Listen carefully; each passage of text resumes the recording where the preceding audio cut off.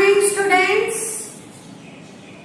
आज हम पाठ 8 पढ़ेंगे जिसका शीर्षक है पंचलाइन।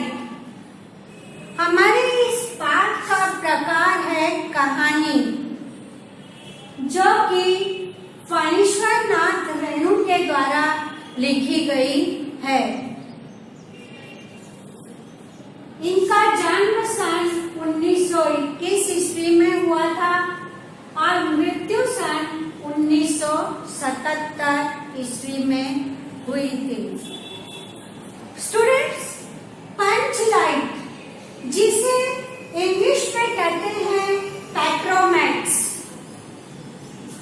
और इसे गुजराती में फानस कहते हैं। यहाँ पर हमारे लेखक कहानीकार ने फणीश्वर नाथ रेणु जी ने ये कहानी में गांव की व्यवस्था के बारे में बताया है। गांव के गरीब लोग, जाति प्रथा, अनपढ़, ये सब के बारे में उन्होंने इस कहानी में बताया है।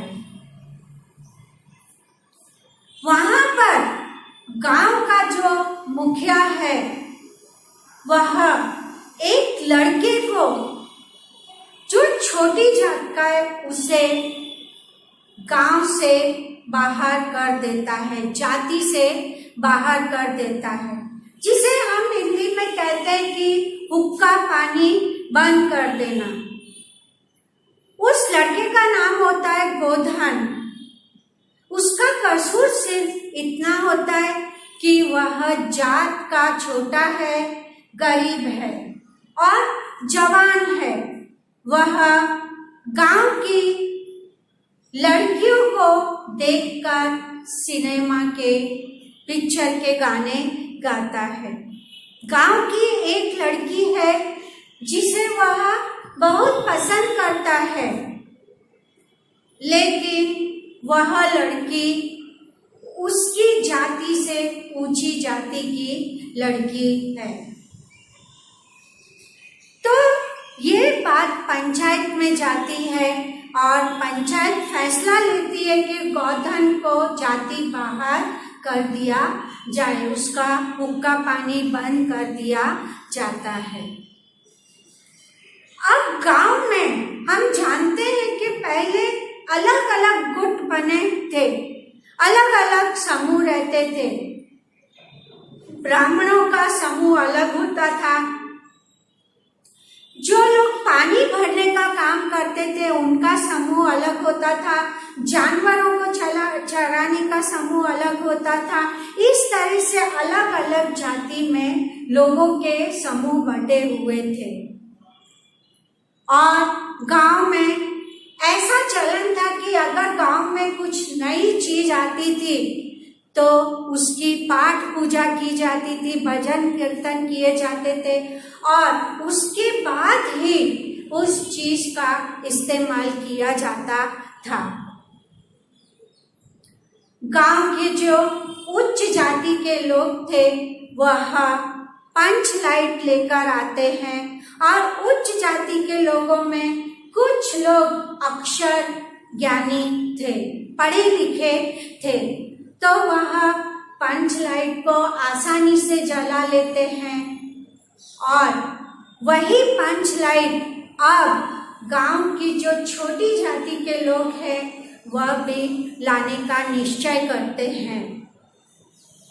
सब थोड़ा थोड़ा पैसा जमा करके पंच लाइट ले तो आते हैं, लेकिन वह अनपढ़ है, उन्हें पंच लाइट चलाना नहीं आता है।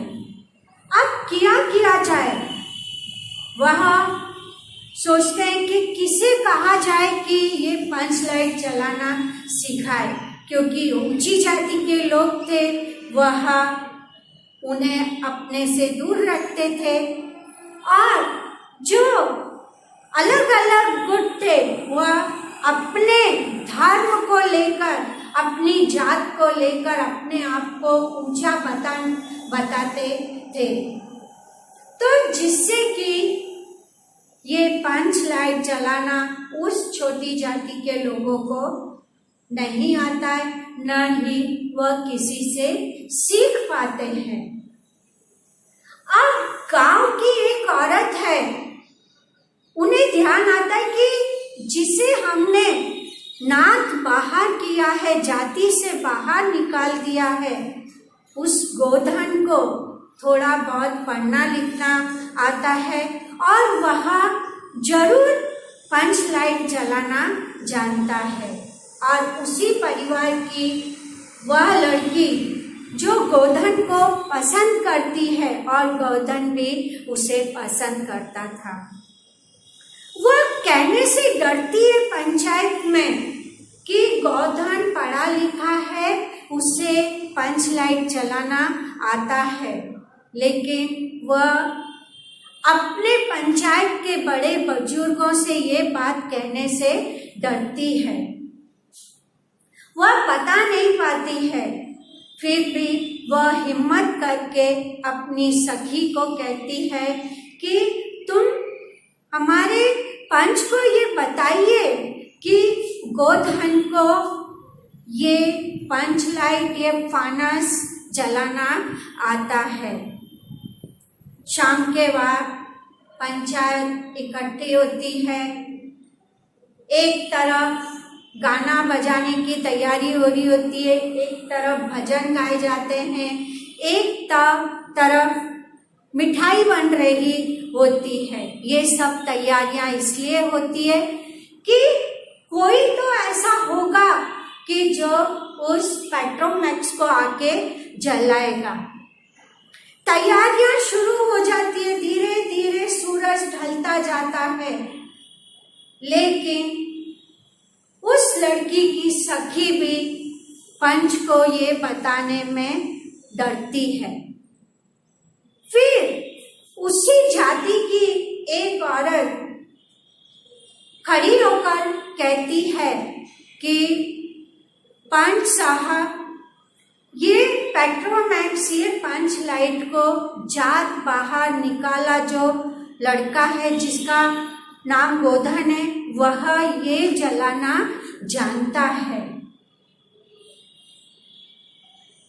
तो यहाँ पर लेखक ने कितनी खूबसूरती से बताया है कि उस लड़के की छोटी सी गलती के लिए कि वह एक ऊंची जाति की लड़की को पसंद करता है, उसे देखकर गाना गाता है और इतनी सी बात के लिए उसे नाक बाहर कर दिया जाता है, गांव से निकाल दिया जाता है।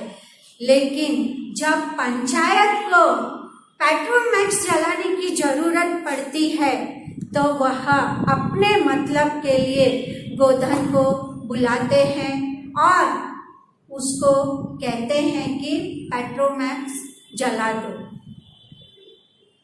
गोधन पेट्रोमैक्स जलाने की कोशिश करता है, लेकिन पेट्रोमैक्स में, पंच लाइट में तेल नहीं होता है। गोधन गुलवी काकी को कहता है कि गरी का तेल ला दो। गरी का तेल मतलब नारियल का तेल ला दो। गांव के घर में से नारियल तेल लाया जाता है और उस नारियल तेल से सबसे पहले तो गोधन पंच लाइट के हर एक जो जोड़ है उस जोड़ में वह तेल डालता है। तेल जाने से पंच लाइट के जोड़ थोड़े स्मूथ हो जाते हैं और वह उसमें आसानी से पंप मारता है।